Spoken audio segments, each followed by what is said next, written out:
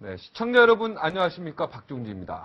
오늘 드디어 19대 국회가 개원했습니다.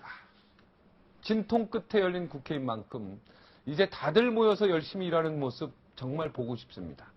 또 그렇지 않나 봅니다. 기대를 해봅니다. 19대 국회의원 가운데 약 3분의 1 이상이요. 123명, 123명. 이분들이 벌써 형사 입건됐습니다. 선거사범입니다. 또 보나마나 상당수가 의원직 상실되고 재보궐선거하겠죠. 보궐선거하겠죠. 다 국민 세금들인데. 어차피 자기들의 국회가 되지도 못할 텐데 개원이나 좀 빨리 해놓지 왜 뜸을 들였는지 모르겠습니다. 네, 뜸 들여야 된다고요? 네, 밥이 맛이 있으려면 뜸을 들여야 하죠. 네, 뜸 많이 들였는데 어디 한번 맛있나, 밥이 맛있나 기대를 해보겠습니다. 여의도 정가 소식부터 짚고 가겠습니다. 월요일마다 나오시는 분입니다. 뜸 들이지 않고 시원시원한 평론을 해주시는 분입니다. 정치평론가 신일 교수님 함께 자리했습니다. 안녕하십니까? 예, 안녕하세요. 네. 오늘 뜸 얘기가 딱 어울리는 것 같네, 그죠? 왜요? 뜸 들이지 않고 막. 뜸 들이지 않고, 네? 이게 좋습니다. 그렇습니다. 지난주에는 한일정보협정. 네. 사실은 그 가로가 이렇게 들어가 있어요. 군사지, 사실은. 군사가 이게 핵심인데, 그죠? 그렇죠. 가로 열고, 군사, 가로 닫고. 네. 그 다음에 정보협정. 그죠? 군사절 빼드는. 그렇습니다. 이거 가지고 지금 난리가 났었죠. 지금요, 그거는 전 크게 두 가지 문제가 있다라고 생각을 합니다. 그건 뭐냐면, 우리가, 일본하고 우리하고 그 무기 체계가 비슷하대요. 그래서 이제, 탄약 같은 거, 유사시 우리가 모자랄 때 일본 거 빌려다 쓴다. 그래서, 이 상호 군수 지원 협정을 체결을 하려고 그랬는데, 군사 정보 보호 협정부터 어떻게 체결하게 됐다. 뭐 이런 얘기인데, 둘 다 문제가 있습니다. 제가 볼 때에는 둘 다 문제가 있는 것이 지금 우리나라 같은 경우에 휴민트라고 얘기를 하죠. 그 인적 정보라든지 아니면은 감청을 통해서 신호 정보를 접한다든지 이런 거 우리나라가 명시상부한 세계 1위고 대북 정보에 있어서 미국은 이제 위성 정보가 있는데 미국하고 우리 정부 합하면 일본보다 훨씬 낫다는 거예요. 근데 왜 하려고 그랬는지 그런 부분에 대해서 이제 이견을 제시하는 사람들이 많고 또 한 가지는 미국이 하라고 해서 한 거 아니냐 이런 이야기도 있던데요. 글쎄 그거는 모르죠. 미국 입장에서는 하게 되면 여러 가지로 좋죠. 근데 우리 입장에서 볼 때는 중국을 무시할 수가 없잖아요. 그렇죠. 그렇게 되면은 남북 삼각구도와 북방 삼각구도가 이루어지게 되는데 그렇게 돼버리면은 상당히 이 한반도가 오히려 상당히 불안해질 가능성은 있죠. 그 정도의 판발력은 저는 현 정권이 있어야 된다고 보고요. 또 하나 그렇게 몰래 하려고 그러면 됩니까? 네? 몰래 하려고 그러면 돼요. 몰래 한 겁니까? 그래도 국무회의에서 비밀리에 붙여가지고 한다라는 사실 자체는 국민에게 알리고 싶은 생각이 없었다는 거죠. 끝까지 비밀리 하려면 들통나지 말았는데 왜 들통났죠? 근데 사실상 말이에요. 이것이 일을 그런 식으로 처리한다라는 게 현 정권이 이게 한두 번이 아니에요. 제가 볼 때에는. 그러니까 일을 빨리 처리해야 된다는 효율성 때문에 그랬는지. 그러니까 제가 아까 그 얘기 꺼내는 거 아니에요. 목적이 뭔지도 모르겠고. 그리고 또 하나는 뭐냐면 전략적으로 왜 하려고 했는지 잘 이해도 안 되고. 그리고 그게 그렇게 아주 정말 이 전광석화처럼 비밀리에 해야 되는 문제인지도 잘 모르겠고 전 그렇기 때문에 기본적으로 모든 정책의 가장 중요한 건 뭐냐면 사실 국민적 동의예요. 국민적 동의 없는 정책이 효과를 발휘할 수 있다라고 생각하는 동의를 받기가 힘든 내용 같으니까 그렇게 국무회에서 빨리 처리한 거 아니겠습니까? 그게요. 만약 그게 그 정도로 중요하다면 설득할 수 있는 시간을 자신들이 만들어야죠. 확신을 가져야죠. 확신뿐만이 아니고 시간이 오래 걸리더라도 국민들한테 자신들의 진심을 보여주고 호소를 할 줄 알아야죠. 그렇지. 이건 반드시 해야 된다. 왜 해야 되는지를 호소를 지금도 왜라고 얘기 없죠. 왜가 뭔지. 그래서 저는 이게 정책적 정통성도 문제가 있고 그래서 이거는 말이에요. 그게 국무총리가 책임질 사안인지 전 잘 모르겠고 어쨌든 청와대 측의 입장 표명이 분명히 있어야 된다고 생각합니다. 대통령이 이것이 왜 이렇게 됐는지 거기에 대해서 본인이 없었는데 몰랐다 없는 사이에 해가지고 그건 말이 안 되죠. 국정 최고 책임자라는 게 무슨 자리입니까? 이건 김항식 총리라도 나와서 전후사정 이야기나 전후사정 정도 가지고 안 돼요. 누군가 나와서 사과해야 됩니다. 왜? 일본하고 외교공학이 어떻게 되는데요? 일본 또 그것도 말이 바뀌었죠. 맨 처음에 뭐라 그랬어요? 아, 이해하겠다. 우리가 좀 연계하자 그러니까. 근데 사실은 이해가 아니라 일본은 유감스럽다는 얘기를 했다는 거 아닙니까? 외교에서 유감스럽다라는 거는 정말 잘 이해가 안 된다라는 또 다른 표현일 수 있거든요. 아니, 그 정도 그렇게 얘기를 해놓고서 뭐 국격 맨날 얘기하지 않았나요? 국격을 본인들이 망치고 있어요. 예? 그러니까 실제적으로 이건 일본과의 관계도 우습게 되고 국민들한테도 어마어마한 실망감을 안겨주고 이런 식으로 일 처리하냐라는 생각 만들게 해주고 이거 뭡니까 대체? 일본한테 창피당했죠. 그럼요. 1시간 전에 통보하니까.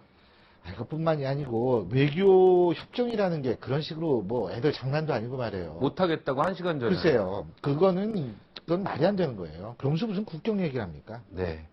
그런데 이 이야기를 가지고 한간에서는 미래 권력과 현재 권력의 싸움이 아니냐. 이것을 박근혜 쪽에서, 박근혜계에서, 박근혜 그 쪽에서 이걸 반대했기 때문에 박심이 작용한 거 아니냐. 그래서 중지된 거 아니냐. 전 이런 좀 얘기도 다르게 있어요. 생각합니다. 네. 새누리당은 맨 처음에 굉장히 긍정적인 논평을 냈었어요. 네. 그러다가 이게 바뀐 거죠. 그러니까 박근혜 위원장 쪽에서 그런 얘기가 나온 거 아닌가 이런 생각을 하는데 누구한테 나왔건 그건 상식적인 얘기예요, 사실. 예? 오히려 그거를 두둔했던 새누리당 지도부가 이상한 거지. 예? 나중에 그 얘기에 대해서 문제점을 발견했다라는 식으로 그거 어쨌든 나중에라도 상식으로 돌아왔으니까 다행이지만 처음에 지극히 비상식적인 일을 한 거죠.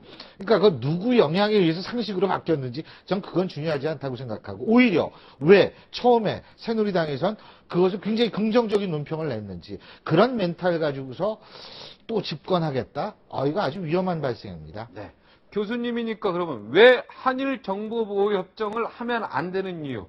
좀 정리 간단히 해주시겠어요? 저는 하면 된다 안 된다를 얘기하는 것이 아니에요. 과정의 정통성이 있어야만 결과의 정통성이 이루어질 수 있다라는 민주주의의 기본적 원칙을 얘기하는 겁니다. 과정의 정통성이 있기 위해선 내가 이걸 왜 해야 되는지를 분명히 설명을 해야 된다는 거죠. 네. 예? 그런데 그런 설명 없이 국민들은 액세서리가 아닙니다.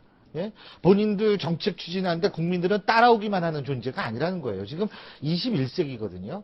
우리가 1970년대에 살고 있는 거 아닙니다. 바로 저는 그 얘기를 하는 거예요. 네, 이명박 대통령도 절차상의 문제가 분명히 있음을 시인을 했기 때문에 이 부분에 대해서는 이제 절차 이런 걸 좀 충분히 근데 그렇다면 갖출 그거는 이유가 있죠. 국정 최고 책임자로서의 관리 감독 책임을 져야 되는 거 아닌가요? 아, 이번 실수에 대해서 예.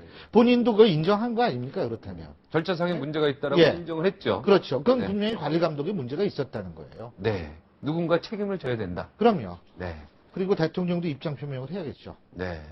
아, 대통령도 입장 표명. 당연하죠. 네. 이건 외교의 문제도 되니까요. 네. 뭔가 좀 문제가 있고 잘못됐다, 그럼요. 사과했다. 이런 어떤 입장 표명이 분명히 있어야 되겠다. 이런 얘기죠. 자, 우리 재밌는 얘기 할까요?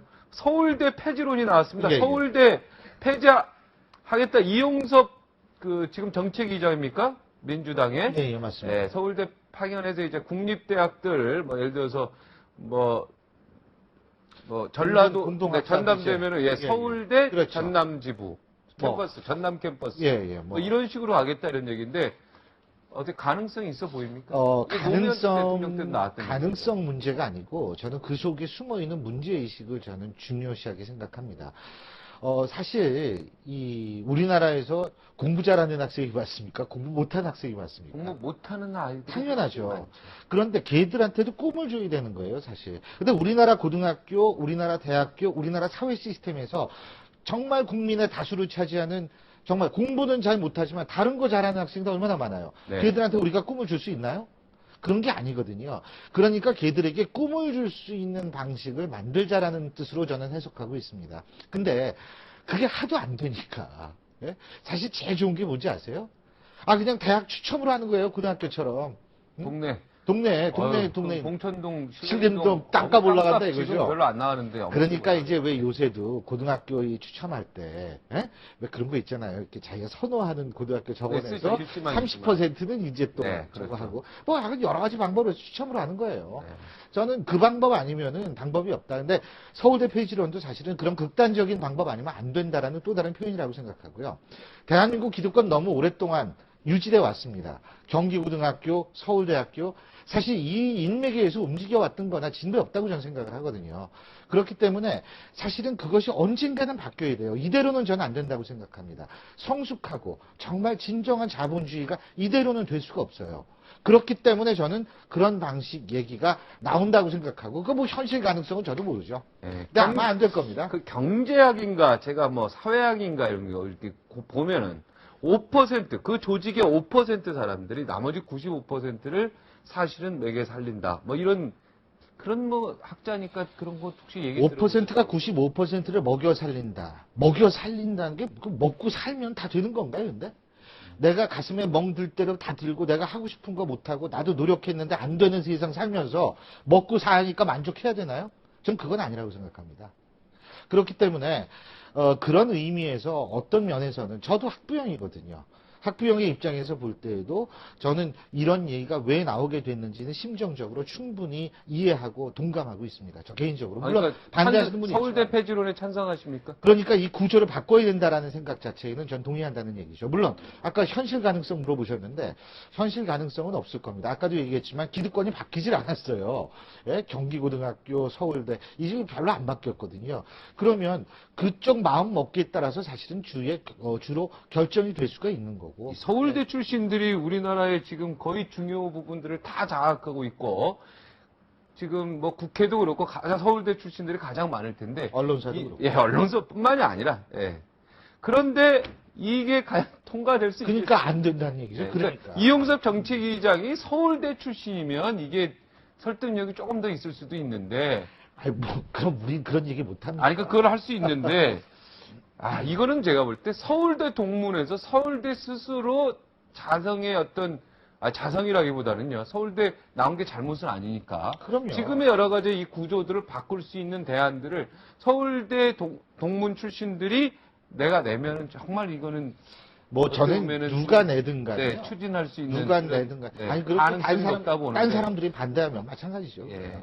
뭐 동문의 대표성이 있다 그래가지고 그 사람이 한다고 딴 사람이 다 따른 것도 아니고. 예, 하여튼 이게 좀 쉽지는 않을 것 같아요. 지금 현재 기득권을 다 거의 다 갖고 있는 분들이 서울대 출신의 사람들이 사실은 대부분이 많이 있기 때문에. 76학번 이상은 또 경기고등학교도 사실 문제긴 문제예요. 네, 경기고입니다. 예. 네. 그래서 그런 것들 바꿀 필요가 있어요. 세종시도 사실은 그런 맥락에서 바라봤던 문제거든요. 네.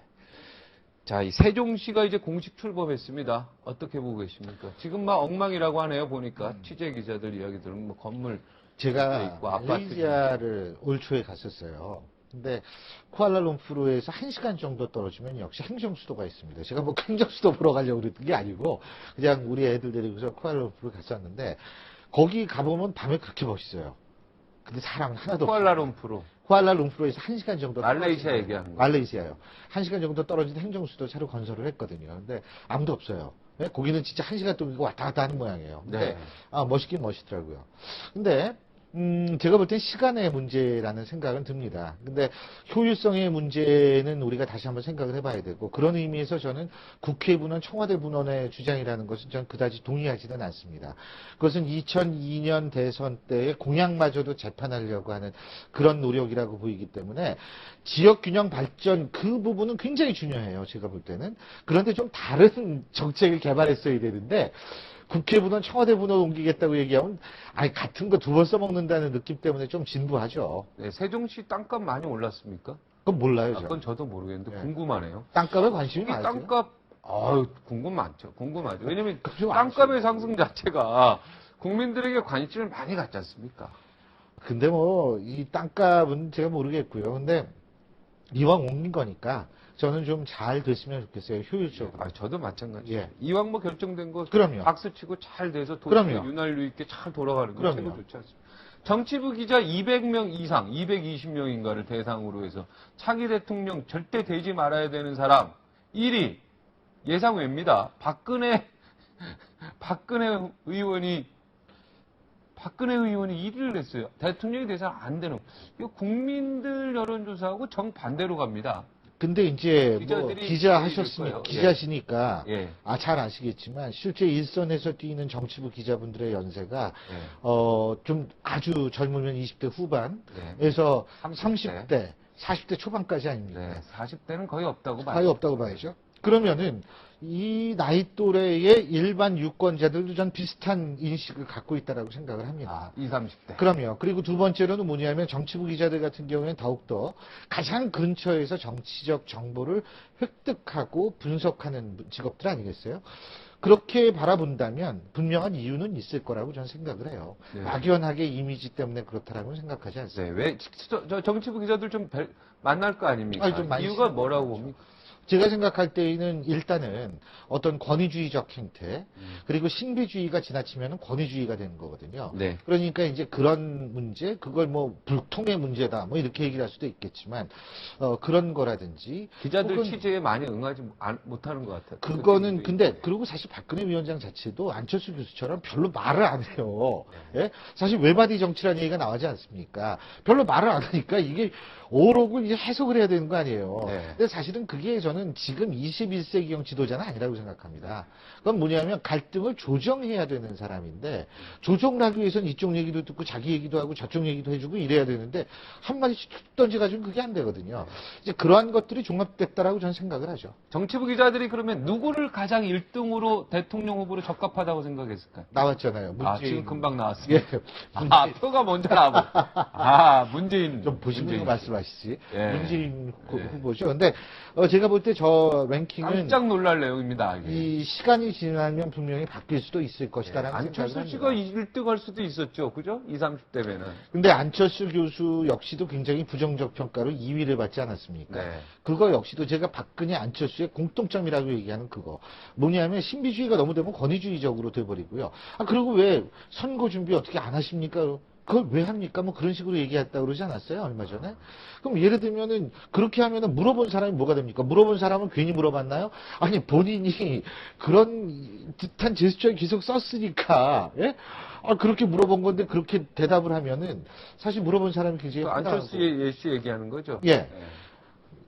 그러니까 이제 사실은 그런 게 매력이에요. 우리 네. 박종진 앵커의 매력은. 한참 얘기하고 있다. 그 안철수 교수 얘기하는 거지. 그런 게 매력이세요. 왜냐면 이거 시청자가 볼 때 저 사람은 누구 얘기한 걸 가지고 저렇게 할까? 좀 우리가 아까 막 얘기를 하다 보면 주어가 빠져버린 경우가 좀 아까 많아요. 안철수라고 얘기했 그랬어요? 괜찮아요. 죄송합니다. 괜찮습니다. 자, 다음 얘기하죠. 예. 박근혜 캠프의 홍사덕, 최경환 씨, 김종인 씨 많이 들어가 있는데 네. 여기서 투톱이 누구냐? 홍사덕 씨는 무조건 들어가는 것 같고 그 다음 두 번째가 최경환이냐 아니냐 김종인이냐 이렇게 막 다투거든요. 제가 볼 때는요. 네. 뭐 다툴 필요도 없고 네.